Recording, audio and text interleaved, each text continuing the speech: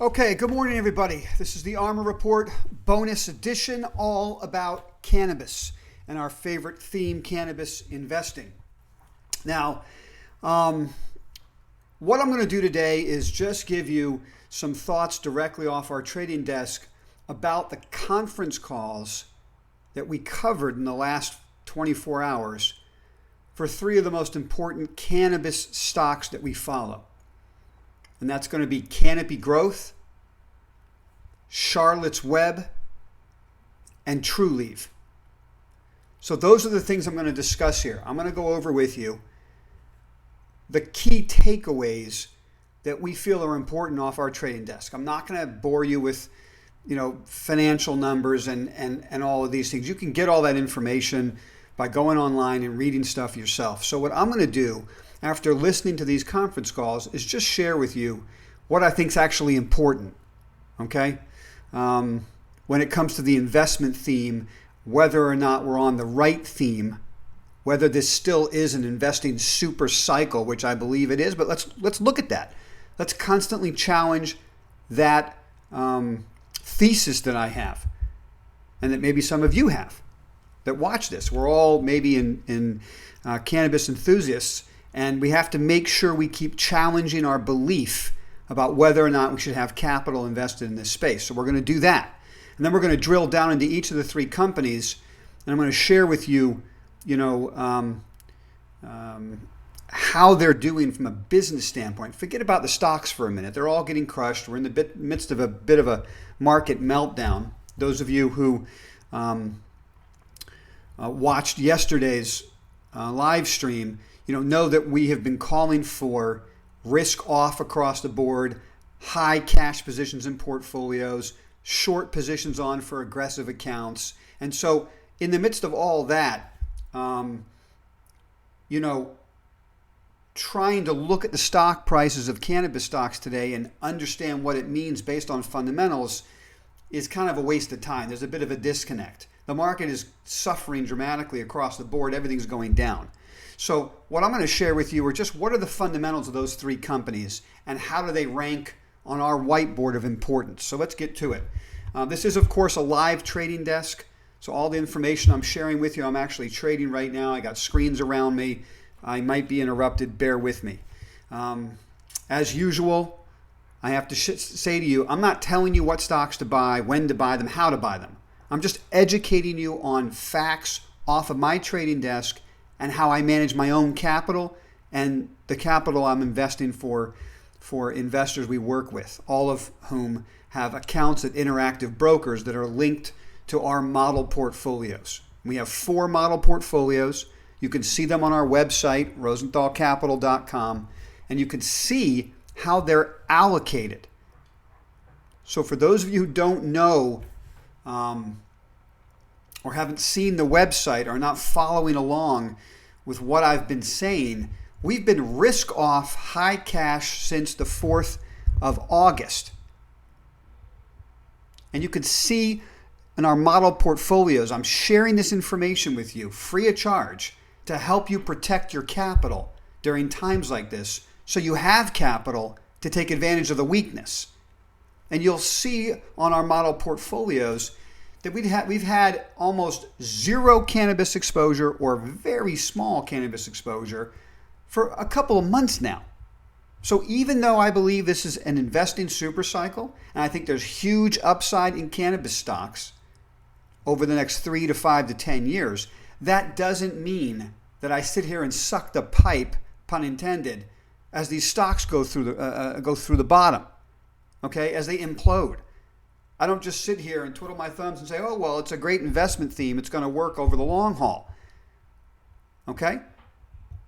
There's absolutely no need to put your capital at risk like that. You take shots, you use stop losses to protect yourself, and then you look for the next bottoming situation, and you put capital to work again. How do you know where to put the capital? You keep doing your research, your homework. You listen to conference calls like the ones I'm about to go over with you, so you know what should be at the top of your whiteboard when the window opens again for us to make investments in this space.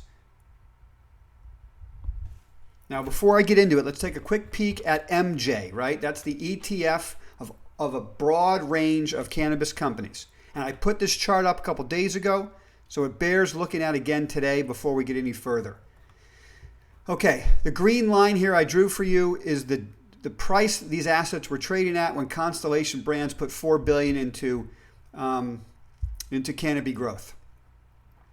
I actually told you over here all the way the end of this chart that we had a risk-on opportunity right here at the beginning of August, okay? But incredibly tight stops because the market's imploding and we have risk-off everywhere else. So for our conservative accounts, we didn't own any cannabis. For some of our aggressive accounts, we have a piece of MJ, but a stop that was incredibly tight. And when we took out yesterday, first thing in the morning, the lows of the day before, so what's that, 14, 13. So when we took out the lows of August 13th, we were out of this position at roughly break even from where we stepped in. Okay? Now, I mean, the only way for you to get that real-time information from our trading desk is to literally have an account with us. And you would see that we'd exited that position first thing yesterday morning. So I don't mind taking a shot at key locations for what I think is the best investment thesis over the next 3 to 5 to 10 years. I'm going to take my shots with tight stops, right? When I get the shot correct, there won't be any pain in the trade. It'll just go, right? So if it starts to deteriorate, I'm gone quick, particularly if the general market is imploding. There's absolutely no reason to be married to an aggressive investment thesis. Make no mistake about it.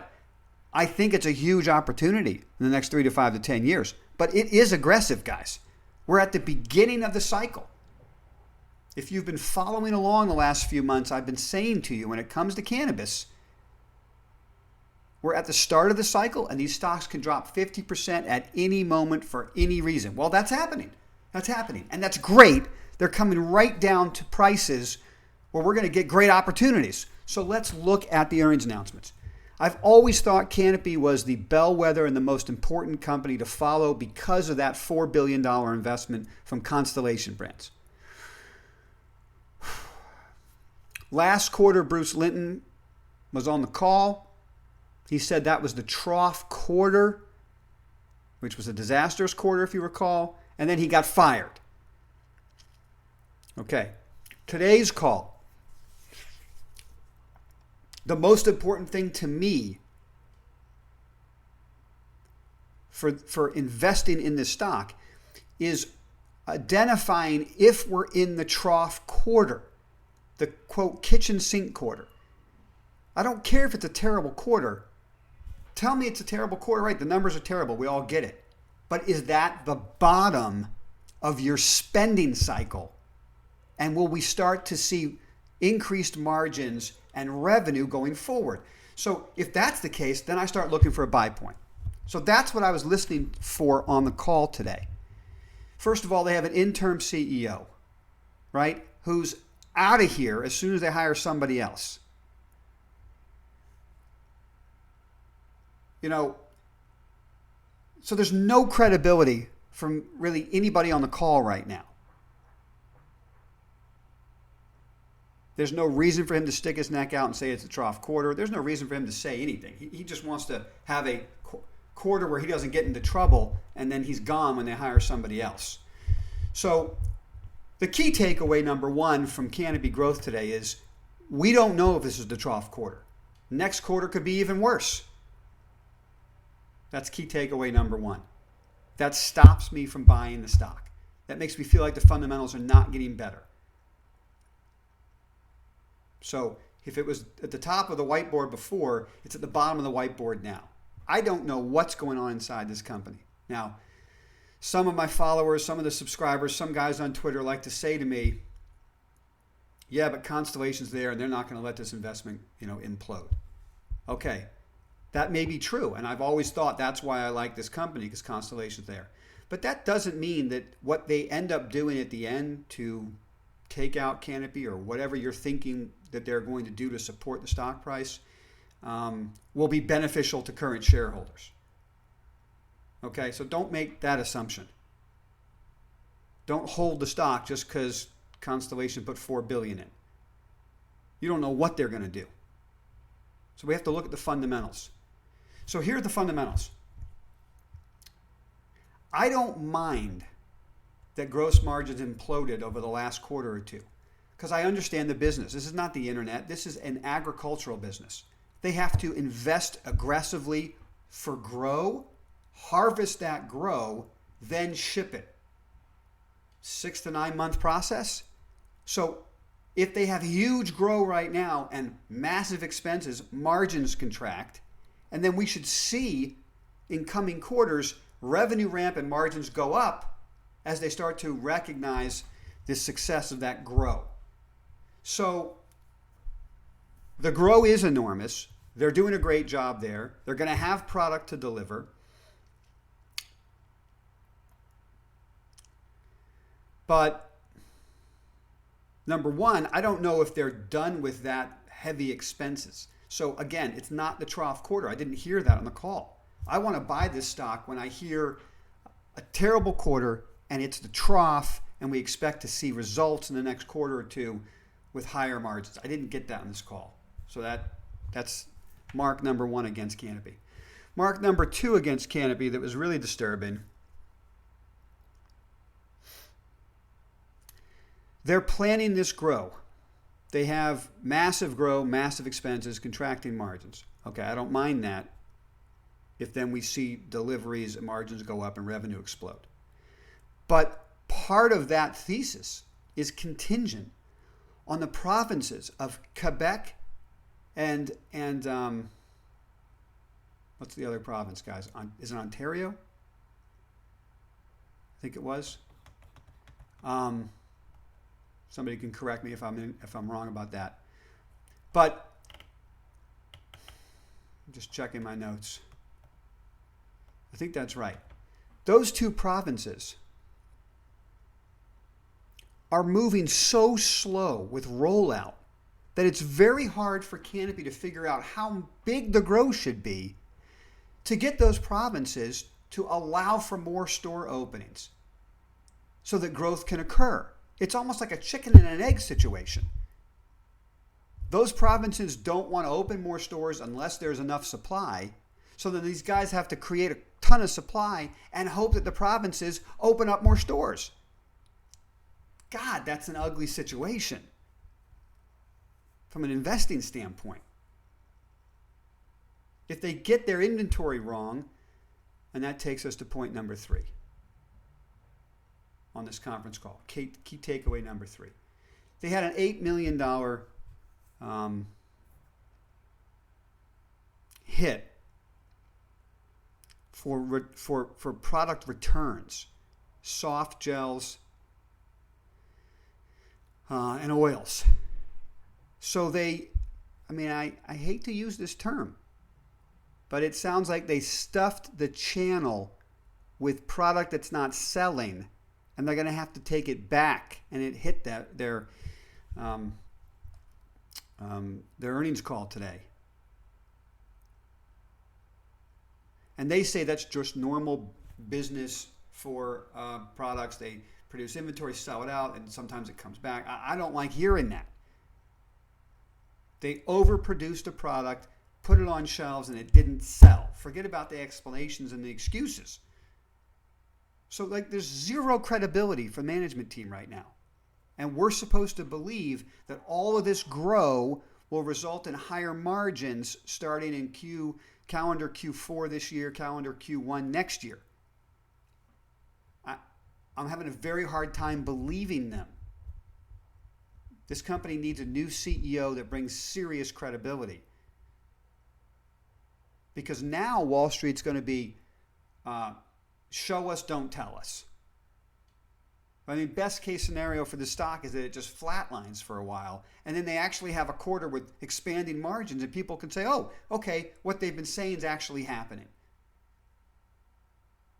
But what's the compelling catalyst to get us to buy the stock right now? There's zero. And instead, there's a lot of issues. So key takeaways. Not the trough quarter. Provinces in Canada moving too slow. Building up inventory at a time where they're having to take hits on inventory returns. So let's just pump the brakes on the excitement that Constellation Brands put a lot of money into this company until they show us that they can deliver on what they keep promising. Those are the takeaways. Not my favorite conference call.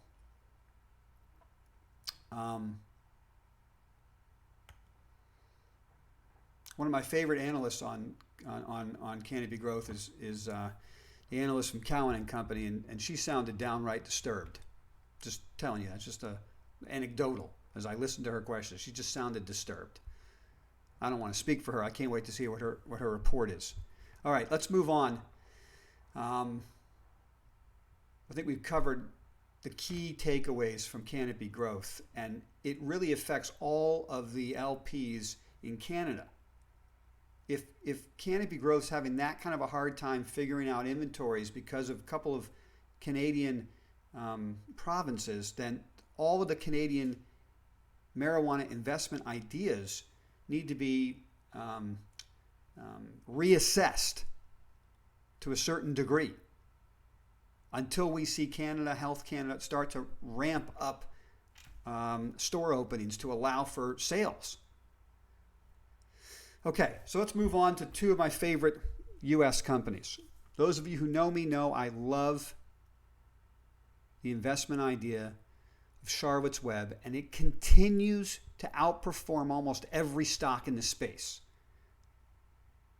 It's a simple investment idea and completely different than Canopy Growth from the standpoint that we have an incredible C-suite. We've got management team coming in from Johnson & Johnson, Kellogg's, InBev, all the right names. They're hiring in the last 6 to 9 months to bring in seasoned professionals in the CPG space, consumer packaged goods. This is an easy story to understand. You don't have to worry about provinces in Canada. You don't have to worry about legality and illegality and rollouts. This is just selling CBD in as many stores as you can get it in, and get while the getting's good. And Charlotte's Web is the best at that. Okay. Does that mean I still own the stock? In order to get the answer to that question, I suggest you go to our website, rosenthalcapital.com, sign up for the ARMR Report. It's a free report. And I'll be sending out a report tonight to everybody on that list, as I promised I would when we got to 200 subscribers on YouTube. We did it. We're at 202, 203. Thank you very much for helping me out with that. Every subscriber on the ARMR Report will be getting a report tonight about my holdings. I told you I'd tell you what were the top 3 holdings in the cannabis space in my portfolio when we hit that number. So I'm going to send that report out today. And I'm going to share with you what I'm doing with my Charlotte's Web position. The earnings were fantastic. They're delivering on their promise. Let's go over some of the thoughts, some of the takeaways. Let me see.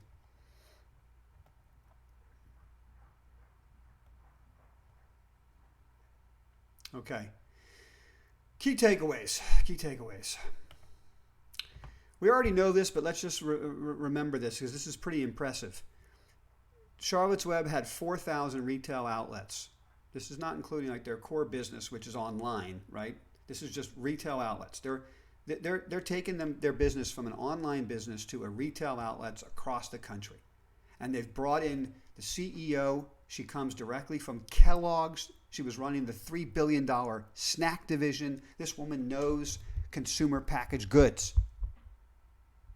They've gone from 4,000 stores to over 8,000 stores in 7 months this year. That's incredible. They've had a company like Kroger's start to roll them out across another 1,500 plus stores. But Kroger's has something like 20,000 stores countrywide. I mean, the growth that can occur inside of this current business of 8,000 stores is enormous. And on the call, the CEO said to us she expects other big announcements coming out in the months to come. Other big retail companies picking up Charlotte's Web. This story is rolling. Now, here's the thing that I was really concerned about, and I really wanted to hear this discussion on the call. And it's about the FDA. That's the only fly in the ointment for me. Pun intended. I love the story, but does the FDA come out and say some things about selling CBD that really stop this story in its tracks? I hope not, but that is the biggest risk in the story. She said on the call that she doesn't believe that's the case. She thinks that and this is just her opinion now, she could be wrong, but she thinks that the FDA really wants to get this right, really wants to allow for rollout, just trying to get their ducks in a row, expects that announcement of direction from the FDA before the end of this year. And whatever they say, in her mind, is going to be positive for her business, not negative. So they put out an estimate of revenue. There's a pretty wide gap in that revenue estimate. And so we're trying to figure out on the call, what has to happen to get to the top of that revenue gap. And I guess a part of it has to do with how fast the FDA moves. I think, I'm just telling you what I'm feeling, the key takeaway from this conference call, from what it sounds like she's trying to say, trying to read through the lines, if you will, that the FDA is going to make rulings that allow them to sell other types of products in Kroger's, not just creams. They'll have to package it right. They'll have to say the right things. The FDA will come out with directives, and they'll do that. But then you take these 8,000 plus stores that they're in, and they're just selling topicals in many cases, and all of a sudden you start selling all the other products. And so it's hard to come up with what the revenue numbers will be. It could be enormous. So to a certain extent, we're beholden to when the FDA makes their rulings on how to sell CBD. It's a risk. She doesn't know what they're going to say. She's just telling her opinion. She thinks it's going to be positive for their business no matter what they say. She doesn't have, she didn't give the indication that she thought there's a possibility they could say, for instance, you can't sell CBD in a tincture. It didn't sound like she thought that was going to happen. She thought that whatever they say, it's going to be positive. They'll get their directives and they can start pushing product through channels.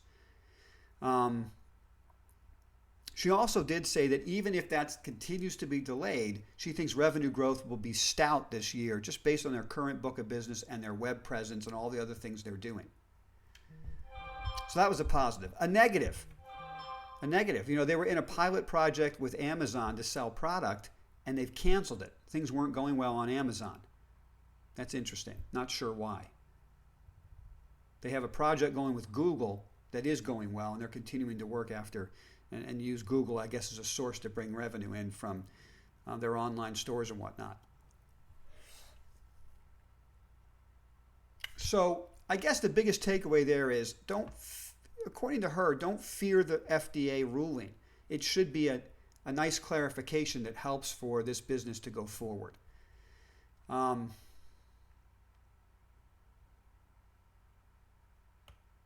But as I read my notes here, that's also another issue, kind of like the Canopy Growth issue, which is how do you manage inventory if you don't know what the FDA is going to say? That's tough. So they're working on that, but it's not easy.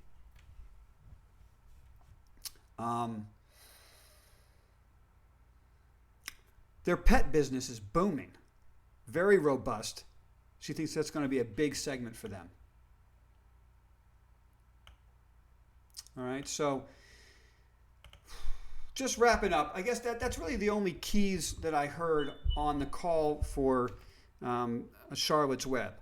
I think the number was great. I think the numbers will continue to perform well, but you can't get too excited about an explosive quarter until the FDA comes out with their directives, and then the business can really explode. That's the key takeaway here. Don't get over your skis thinking the next quarter is going to be huge. It's just going to be a nice, steady growth rate. And then the hockey stick can occur once the FDA rules on how to package and sell CBD products. Okay, so let's move on to the last piece of this conversation, which was Trulieve. You all know that Trulieve has been my favorite MSO. Now, I mean, that doesn't mean I own it. Okay, I don't own it. I don't own it. I've told you guys that a long time ago. I'm out of those stocks, and they're getting killed. I don't sit and hold things just because I love them. I've been preaching stop losses. Now, don't forget, ARMR Report stands for Algorithmic Risk Management. It's all about risk management first. Then we capture upside. So we find ideas we like, we do research on companies we like, put them on the whiteboard, we buy them, and we have stops. Hits the stop, we get out, we buy back at cheaper prices. And in this case, we're going to be buying back at prices 50% or more below where we sold. So instead of being upset about the sell-off, I'm just loving it. Bring it all down. Keep doing the research, find the names I want, put them at the top of the leaderboard. Charlotte's Web stays at the top of the leaderboard. Canopy Growth falls to the bottom of the leaderboard. Where does Trulieve sit? Right underneath Charlotte's Web. Their quarter was a killer. They keep delivering. Kim Rivers, the CEO, delivers on every number she's ever stated. So I have a love affair with Kim. I think she's great. Okay, now let's move on. What are the key takeaways from the call?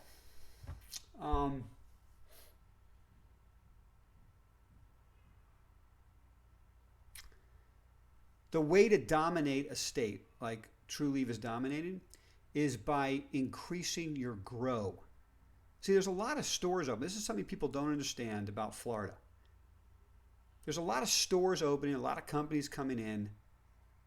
But if you don't have the grow to back up your retail outlet, what you have is an empty store with a lot of SKUs that aren't on the shelf.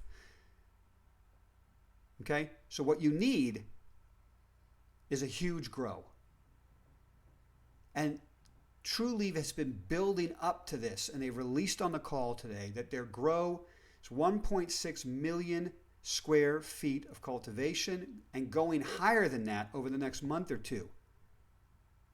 So they're crushing it in the grow space, which allows them to get SKUs on the shelf, which allows them to keep customers. Customers sometimes go and try other stores and realize shelves are kind of empty, not many choices, back to Trulieve. She also said today that they're the price leader.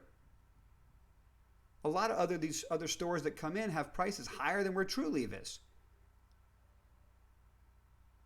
They're dominating the Florida business. They talked about on the call that there's a very strong likelihood that on the 2020 ballot, there will be a recreational use process on the 2020 ballot for Florida. If that ever goes through, I don't have to tell you what that means for these stocks. And Trulieve is the dominant player in this state of Florida. So, I mean, that's 2020. That's a ballot initiative. We have to see if the votes go through. We don't know. But it's there, and it's building. The momentum's building. So, key takeaways from the call. Their grow facilities are dominant, and it puts them in a dominant position in Florida. Their pricing power is dominant. Florida looks like it may go wreck in 2020. This is why it's at the top of my leaderboard. I can't really think about anything on that call. I'm just trying to think through. Is there anything on that call that made me uncomfortable? There really wasn't. There really wasn't. It was just a great call, great numbers. I expect it to continue. Does it mean the stock's going to go up? No. Okay? They have a huge amount of shares under lockup. They extended the lockup, but some shares are coming out this summer. Some will come out next year. It's not a bad thing. I think that it would be nice to have a little more volume on the stock, but more supply creates pressure. There's no doubt about that. And in a market where assets are collapsing and cannabis companies are being, destroyed, that's a tough environment for more shares to come out. That's the only thing. I'm like grasping at straws here, trying to think of a bad thing about Trulieve. There's nothing bad about it. It was a great quarter. So to wrap up, we've got Charlotte's Web and Trulieve have earnings announcements that were phenomenal, and the growth story is intact. Canopy Growth at the moment is a mess, and we're going to just have to revisit the next couple earnings announcements to see, can they prove that the grow they've created will start to move through channels and margins will go up. All right. I hope this has been helpful for you guys. Thanks for joining me. Certainly like this. Help me out on my YouTube channel. Comment if you got questions. I'll try to address them tomorrow at 11:30 for our week in review. And take care, guys. Good luck out there. Be safe.